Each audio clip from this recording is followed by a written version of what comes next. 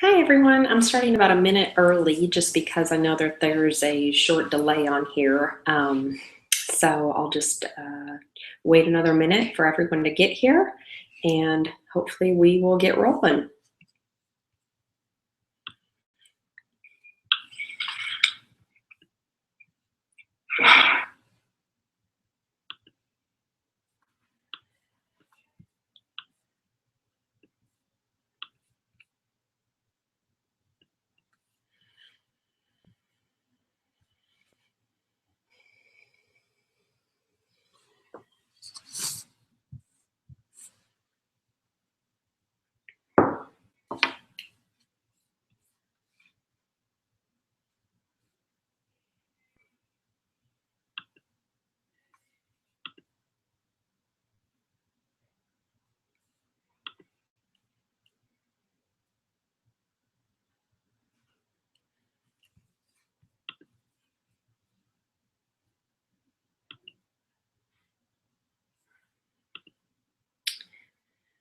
Once you are in, if you can look in the top right portion of your screen, you'll see the little squares at the top. And some teachers call it dice, some teachers call it a waffle. I've heard all different kinds of things. If you can click right there, you're going to see two choices. You're going to see a Q&A or showcase. If you can click Q&A, then you'll be able to type in questions as we go along for me to answer. So right now, so far, we've got 2 viewers, so I'll wait to get started.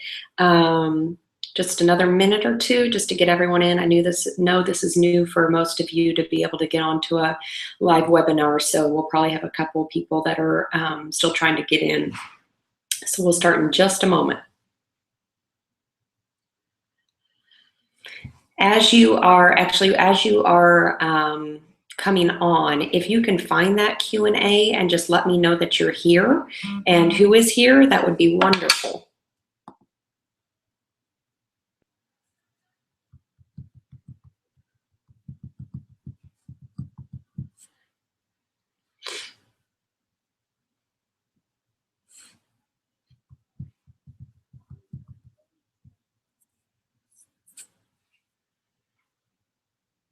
I'm working on getting Caesar in right now. He's trying to get in. So we've got 5 viewers right now. Again, if you can look up in the right-hand corner of your screen, you will see the little squares, or you should see them. And if you can click there, you'll see 2 choices, one for Q&A, one for showcase. And if you can click on Q&A and type in that you are here, then I'll be able to know who all's here, and then we will get started.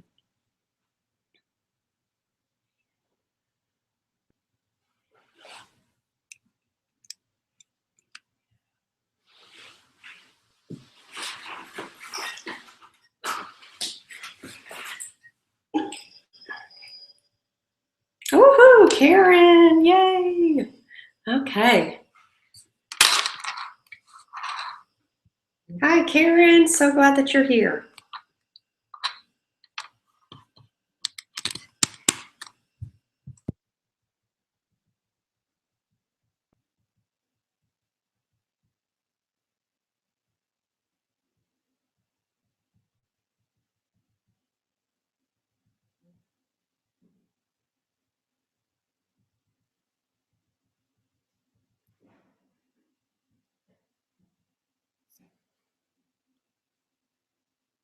Hi, Danielle, so glad that you made it in here.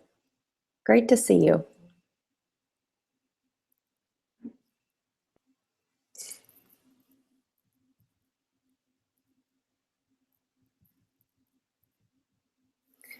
We'll give everyone just a couple more minutes. We've got, let's see, hi, Katrina, I'm here. We can't get sound in the Cougar Den, so moving back to my desk. Okay. I can see your questions, Daniel, so hopefully you can see me and get moved to a spot where you can have audio. Hi, Lynn. I'll give everyone just a couple more minutes, and hopefully everyone can get connected and can get sound.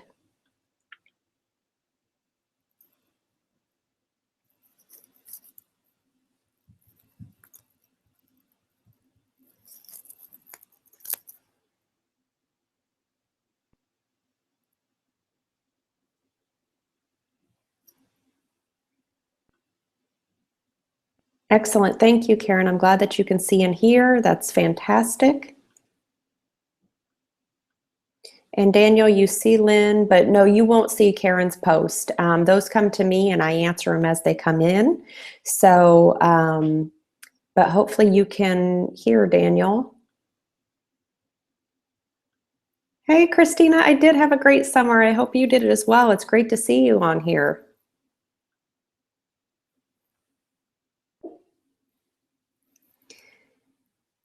Okay, we'll give it about maybe another minute or so to get Lynn over to where there's audio and Daniel to where there's audio.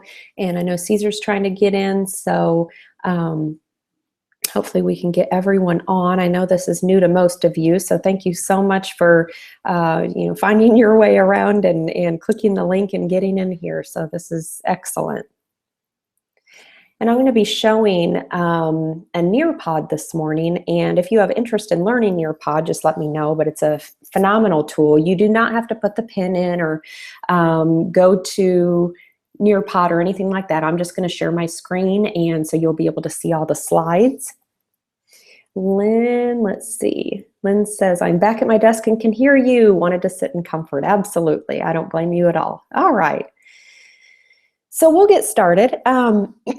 So you'll be able to see me in just a moment, but like I said, I'm going to be sharing some slides here from Nearpod.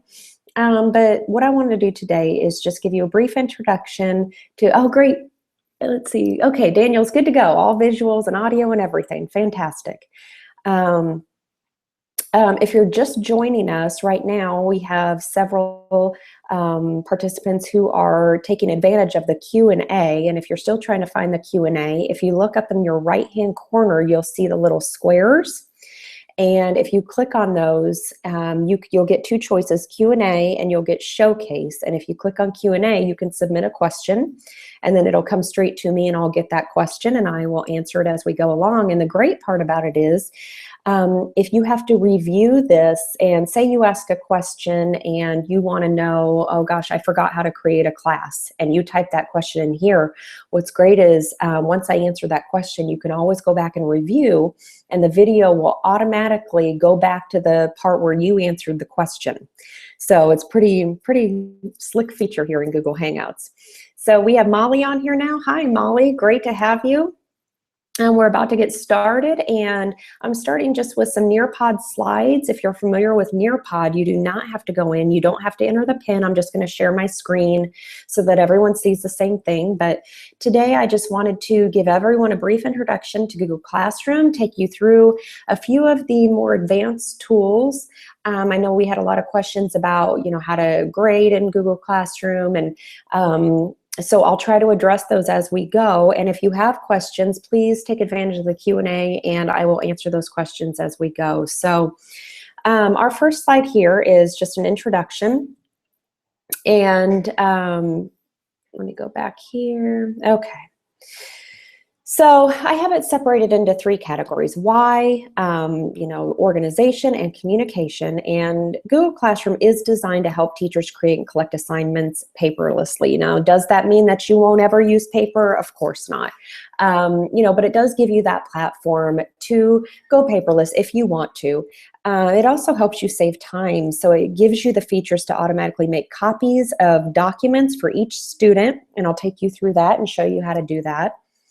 It also helps you stay organized. So this year we really got involved in, oh, hi Caesar. Caesar is in, and hello and welcome. So Caesar, I'm just taking everyone through the Nearpod right now and showing everyone just a slideshow. So if you just stay on your screen, you'll be able to see the slideshow that I'm sharing. So last year we talked a lot about Google Drive and how to organize files in Google Drive. So Google Classroom helps you to organize all those into Google Drive, but with a platform to be able to get to all those files. So students can keep track of what's due on the assignments page, and I'll take you through that. You can quickly see who has and hasn't completed work. You can provide real direct feedback. You can put grades right into Classroom. You can send announcements. You can have discussions, and everything is right on the front page of Google Classroom. So it really makes things easy. Now, as we switch over from group spaces to Google Classroom, you will notice some things that Google Classroom offers that group spaces didn't, and vice versa. So as we move through, this is going to be new. We're all going to have to kind of work together and experiment as we go and just find the best ways to use it. But I think this is going to be a great platform for everyone, students, parents, and teachers. So moving on to the next slide. I'm going to show you a brief introduction video about Google Classroom. So I'm going to go ahead and hit play here, and you should be able to hear it as it plays.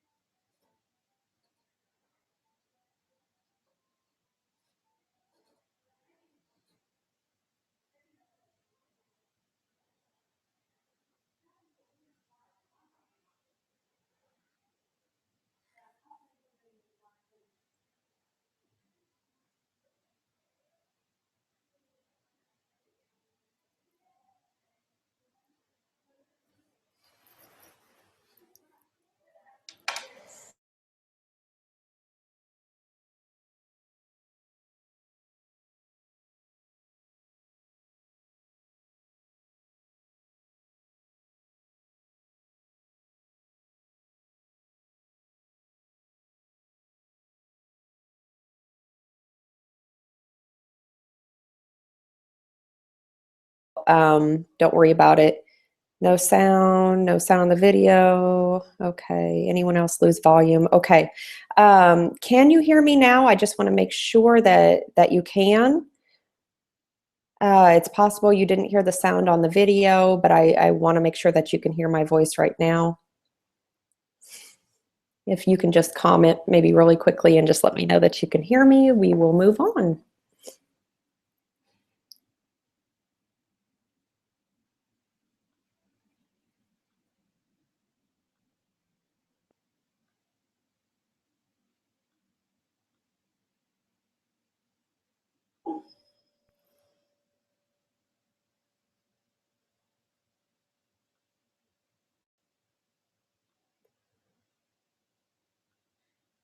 Okay. Hopefully we are still going. I'm going to go ahead and continue on. Let's see. Yes, yes, yes. Okay, they all just came in. Everyone can hear me. Okay, fantastic.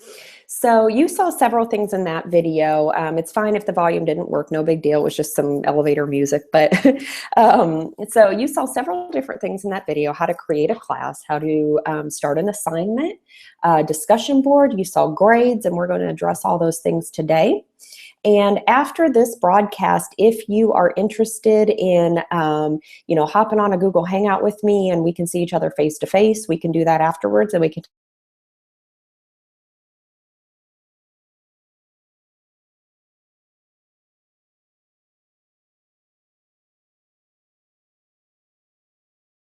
Drive, and Gmail, so teachers can create and collect assignments paperlessly. So you will be able to create assignments, and we're going to talk about how to do that and how to grade those assignments. So here's an example of how an assignment works and the flow between the teacher and the student. So what will happen is, you as the teacher, you'll create an assignment with an attached Google Doc. So what I recommend is, before you go into Google Classroom and hit assignment, you're going to want to go in and create a Google Doc first. And in order to do that, most of you are experienced with that, but in order to do that, you will go into your Google Drive, go to New or Create, and create a new Google Doc. From there, you will put it up into Google Classroom, and then the student can edit the copy of the homework and turn it in.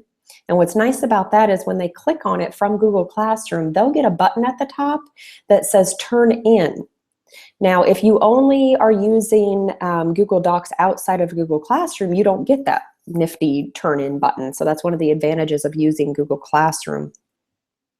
You'll get a chance to grade the assignment. That'll come right back to you. And then the student can review and edit the copy of the homework. So with assignments, you'll have the option to create a copy of the Google Doc for each student and then send the assignment to the class. Now, what's great also is, prior to Google Classroom, if you have experience with Google Drive and Google Docs, you would have had to first create a Google Doc, and then you'd have to share it individually to every student. Well, now you don't have to do that, because within Google Classroom, it gives you that option to choose to send that Google Doc over to every student automatically, which is awesome. So after the students turn in the assignment, the student then loses that edit access to the document, but still remains a viewer. So that gives you the time to then grade the assignment and return it to the student, or add comments to it, maybe make some edits within, do some annotating. And then once you return it back to the student, then the student regains that editing privilege. So, which is really, really nice. This creates an open, collaborative environment for both you and the student. And what's great also is, you don't have to wait to see that student in class. This is something that you could do possibly, in the evenings when you're busy grading, and you could have a real-time conversation with a student if you wanted to. So both you and the student can see a list of pending and completed class assignments within Google Classroom. So you can see all the grades for the assignments, and the students can see their own grades. I often get the question, well, can the students see each other's grades? No, only you will see those, and only they can see their own grades. I'm going to quick check back to make sure I don't have any unanswered questions here. Okay, fantastic. Okay, so with grading, Google Classroom does allow you to assign work as an assignment, like we talked about, and collect it by the student turning it in. Google Classroom does not have, thankfully, a grade book. So you don't have to worry about, managing two different grade books. However, Google Classroom does let you grade within, and you do have the option of exporting those grades out to your gradebook tool that you already use. So there's nothing new that you have to learn, which is phenomenal. So what's neat about providing grades in Google Classroom is it is real time. So when you put that grade into there, the student can see automatically what grade that they have. And you can choose to do it or not do it. You don't have to assign that grade. So that's something maybe you want to talk with your students about. I think every teacher will do this differently. Do what's comfortable for you. And maybe this year you don't want to do grades. Maybe this year you just want to kind of feel things out, maybe do some assignments, do some annotating within those assignments. And then maybe the year after you could start with grades and build upon that. So that's completely up to you. You have the freedom to do that. So, but Google Classroom does make it easy and quick to provide that student feedback, as we've talked about. So here's an example of what grading looks like within Google Classroom. So if you upload an assignment, and you'll see this is called an assignment because you have the option of uploading a document or uploading an assignment, and I'll take you through that in just a moment. But if you do an assignment, the student will click on that assignment title, or you will, and then you can see how many students have done the assignment and how many have not done the assignment. You also have a due date. And we'll talk more in depth about due dates kind of as you really get involved in Google Classroom, because you will have some questions about due dates and what happens if a student doesn't turn it in on time. And so we'll have some conversations about that and how to manage that. So again, with grading, once the student turns that in, you'll be able to see, how many are done with the assignment, and it's just a quick and easy way to see it. I absolutely love this feature. It filters the students who have turned it in and who have not turned it in. I also want to point out, if you've not been introduced to Alice Keeler, she is online. Here's her website, alicekeeler.com. She is a Google guru. She's phenomenal in this area and within Google Classroom. And so I talk with her a lot about all these things. So if you ever have questions, I can always get in touch with her as well and find out the answers. But something that she recommends is when she creates assignments, she numbers them.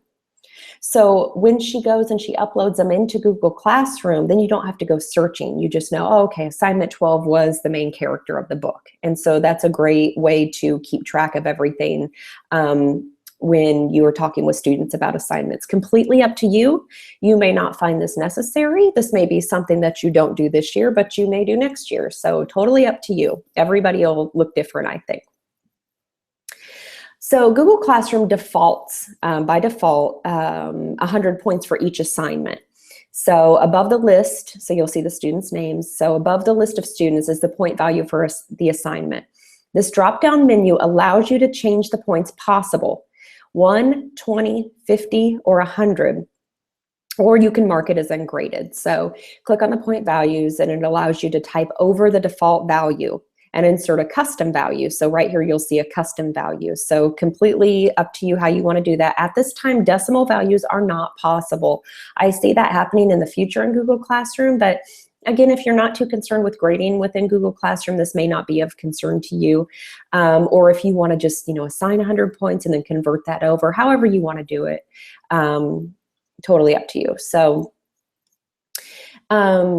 So once you enter in the student points, the students earn those by clicking, they can earn those by clicking in the slot and the student in each row. So plussing enter does not go to the next student. So you have to make sure that you click on each student to assign their individual scores. So that's something, again, you're going to have to, once you really get involved in this, you'll have to play and click, and don't worry, because you can always undo things. Everything's still there. That's another nice thing about Google, is it timestamps everything and saves everything, so you don't have to worry about that.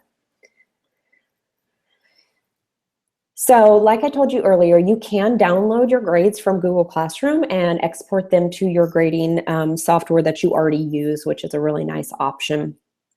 So I didn't want anybody to be anxious about that or worry about whether or not you could do that. So I put that in here. In the grading list, each student is listed along with the work that they have submitted. So if you click on the submitted attachment, you can open the document. Comments added in the grading list are private between the teacher and student. I often get that question. You want to make sure that not all the students can see those comments, and they can't. Only you and the student can see those. Those are private comments, which is really, really nice. So you can have that collaborative feel to your classroom and be talking in real time with your students. And you may, I remember I talked with the intermediate school and the middle school about setting some parameters. We had some teachers that were concerned, saying, well, if I decide to grade an assignment at 8 o'clock one night, then will my students expect me to be there at 8 o'clock every night? No, talk with your students about that, and you have the freedom for that. So, you don't feel obligated that you have to respond back to every student. That's something that, talk with your parents, talk with your students, and just say, you might see me grading some at night. It doesn't always mean that I will. So, just to have those open conversations, and that'll help a lot. Okay, so student work. In order to view all student work, the student attachments are automatically saved in a folder in Google Drive. So if you go into Google Drive, a folder will automatically be set up, and above the student names, there's a button to link to that folder in Google Classroom, which is really, really great. So say that you have a folder of resources inside your Google Drive. You can actually link to that folder inside of Google Classroom, so you don't have to upload individual things. You can just upload them as a folder. So let's see here, you can click on individual assignments or use preview mode as well in Google Drive. So I don't want to confuse you. These are all things that you'll, as you kind of click around and try different things out, you'll be able to see some of these things in action. And of course, you're going to need students in the classroom to be able to do this. When students submit an attachment to an assignment, the teacher becomes the owner of the assignment, like we just talked about, and the student loses those editing rights. So once you return that assignment back to them, like I said earlier, then they'll be able to comment back on it, and then you can kind of do a back and forth return on their work. If you want to look at just the assignment list, you'll have the option of doing that, and I'll take you through this live in just a moment. So instead of locating the assignments within the stream, and if you're not familiar with that word stream, I will show that to you. You can click on the classroom in the main menu and you can look at just the assignments only, which is really, really nice to keep those organized. So again, another screenshot of what it looks like when you see all these different assignments, who's done them, who hasn't done them. You can also mark them as reviewed. Marking as reviewed removes the assignment from the assignment list and moves it over to the reviewed tab then. And you'll see to review and reviewed. This is to help you stay organized. So right now I'm going to go into a live. I'm going to log into my Canterbury account here, hopefully.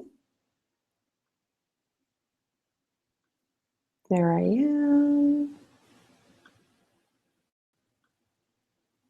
Uh-oh.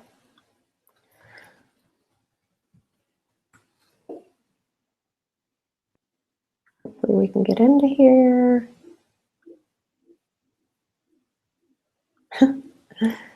Let's see. Because I want to take you through. Now let me make sure that my screen is shared here. Okay, good.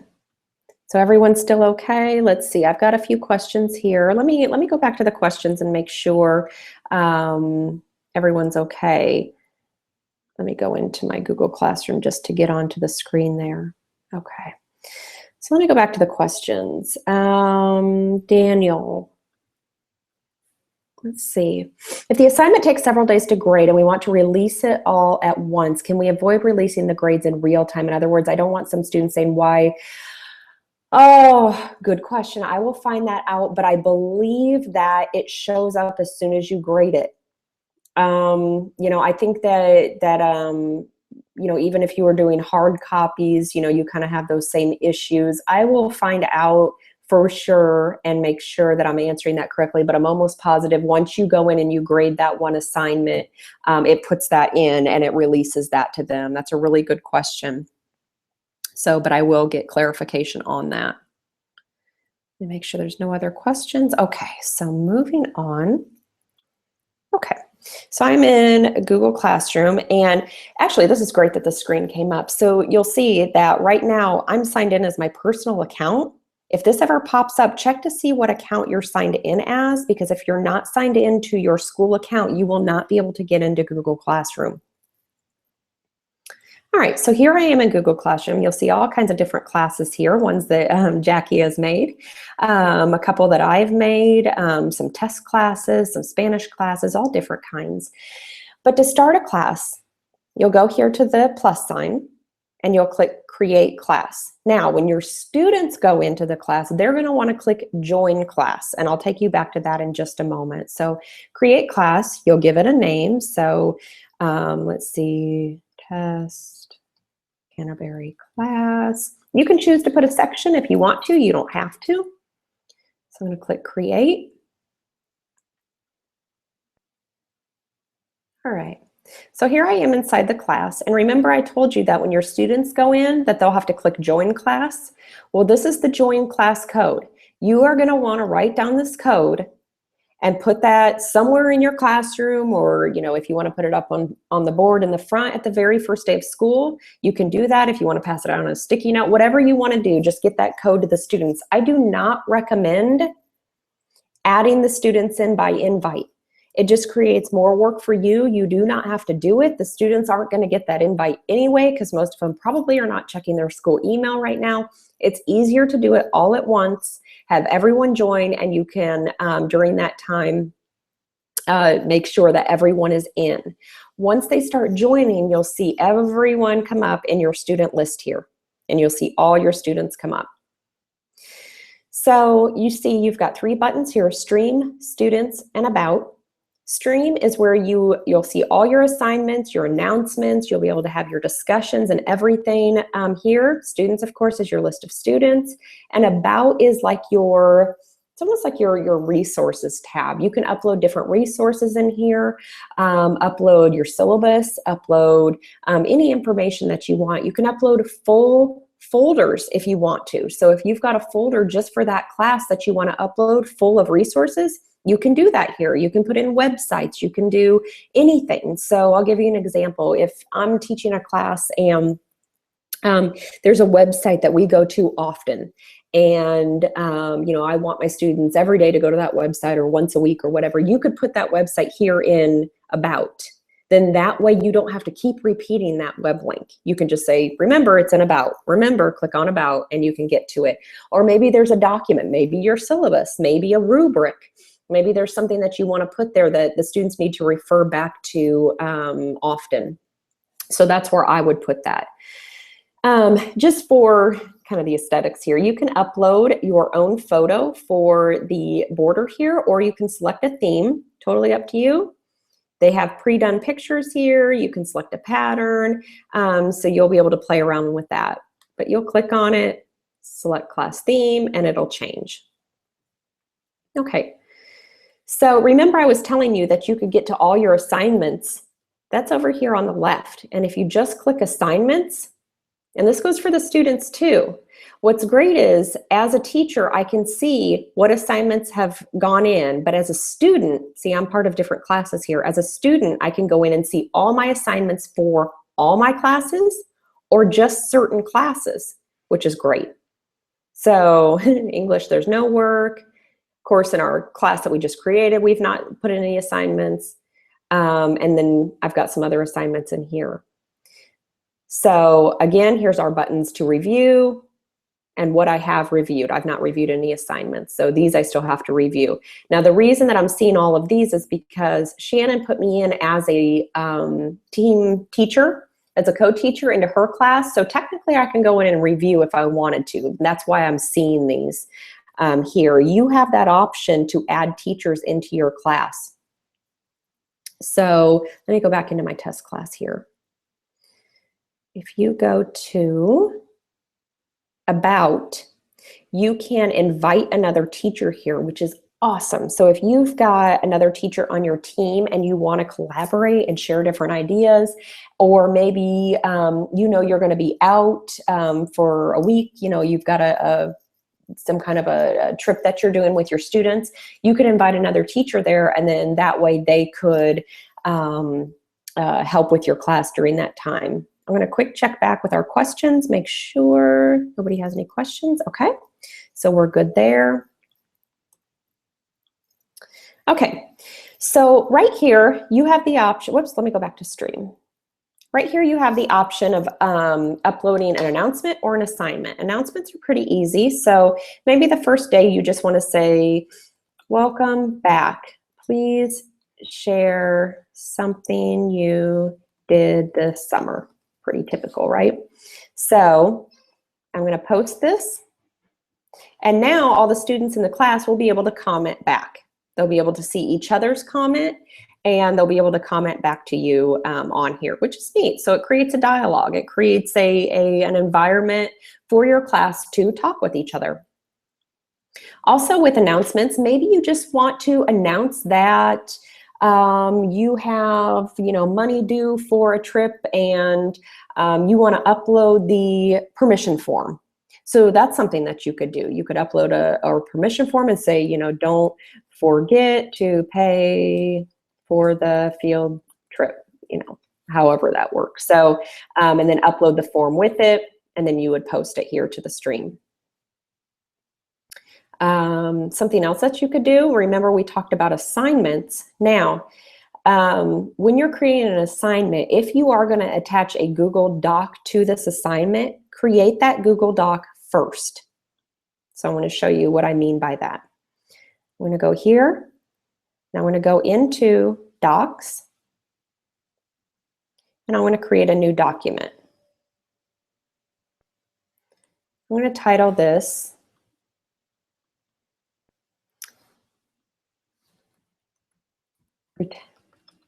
Pretend Assignment 8-4. Okay, this is a pretend assignment. Okay, so now it's actually already saved to my Google Drive. I'm going to go back here, and I am going to title of assignment, pretend assignment. I'm going to attach from my drive, and it was called Pretend Assignment 8-4. Look, it's already there. There it is attached. Now I can make the due date whatever I want. It puts a calendar here. I can make it next Friday. I can add a time. It's due by 11:59 p.m. Now look over here to the right. You have a choice here. Students can view the file. So if you don't want them to edit it, they can view it. Students can edit the file collaboratively, so everyone will have one file and they can all write on it together, which sometimes you may want to do that, or you have the option to make a copy for each student. If you make a copy for each student, that's going to go to every single student. This is a really good option for assignments.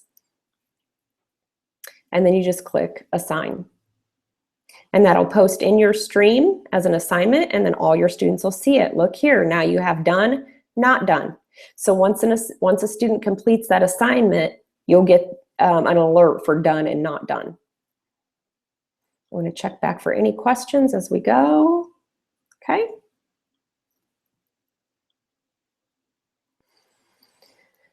All right, so we also talked about you can upload whole entire folders if you want. You can add materials, whatever you want. Something else that's nice about materials is you can upload straight from YouTube. You can upload links like I told you about, and you can post those. So let's see. Let me see if I've got something that I could post here. Let's go to Google Classroom 101. Let me find this video here. This is the video that we just watched. I'm going to pause it though. And I'm going to click share. And I'm going to copy this web link here.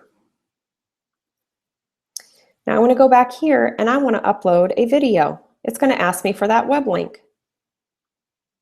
There it is. Add. And now it's in there. Oh, I need to title it. Classroom 101. Post.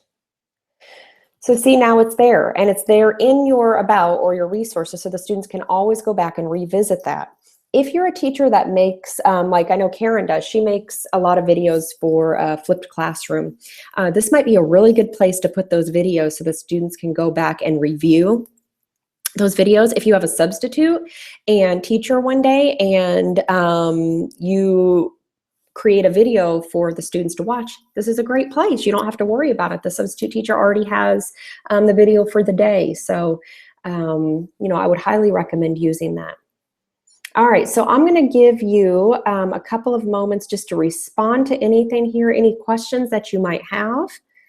And so let me go ahead and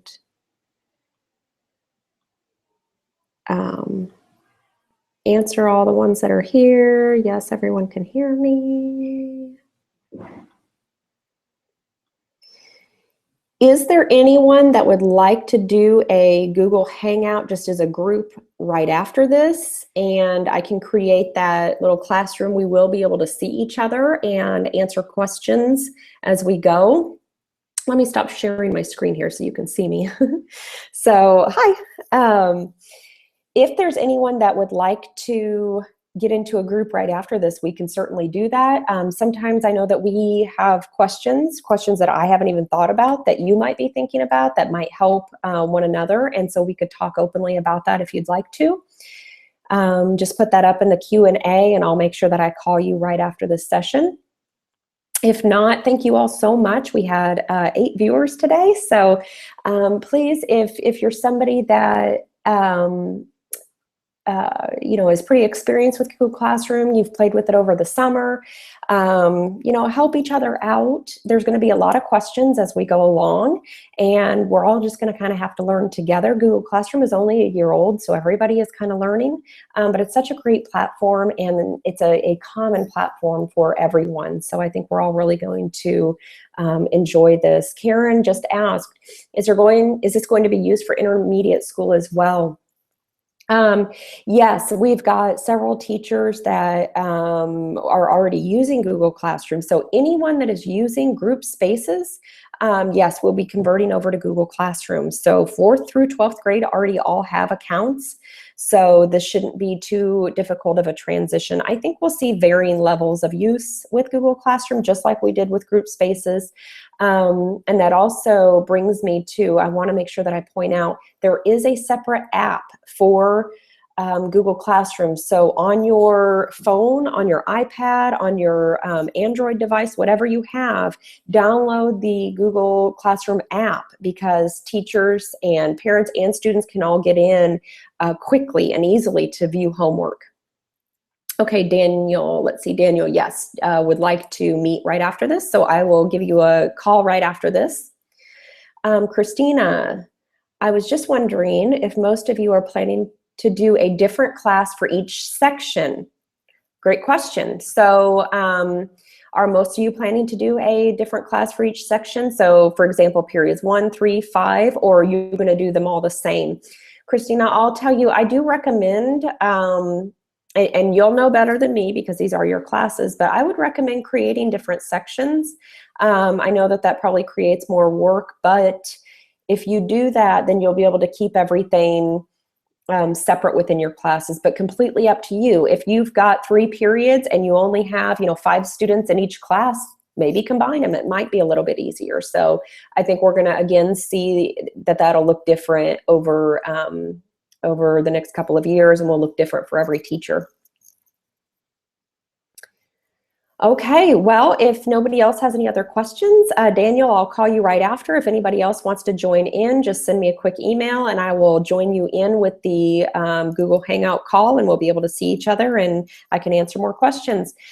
Tomorrow we will have another one of these at 10 a.m. and then on Thursday another one at 1. So if you want to, come back, learn more, you're more than welcome to. And then next week, I know there's a couple times for questions and answers and that you can get involved in. And I know Caesar will be there, Jennifer will be there, and you can get a hold of me anytime. I will be happy to video with you and answer any questions you may have. Daniel says he was planning to create them separately, Christina. So it was one of his questions. And can I post the same assignments to all my classes simultaneously? Currently, Daniel, we are not able to do that. That is one of the downfalls. And I know you were able to do that in group spaces. I foresee them doing that in the near future in Google Classroom. That is a common question. So if you create the assignment and you put them in a folder, now you could upload that same folder, but, or say you've got an assignment and you create that Google Doc. Maybe what you want to do is go to File, create a copy, and then you could then upload that document to each of your sections. So it's really not too much extra work. It's just being organized within Google Drive and Google Classroom. So again, help each other out, and I'm here to help as well, of course, and I think it's going to be a great year. I think you're going to really like Google Classroom once you get into it and once your students join. It's a lot of fun, a great collaborative space for all of us to work in. So good luck, and Daniel, I'll call you in just a moment. Thank you, everyone.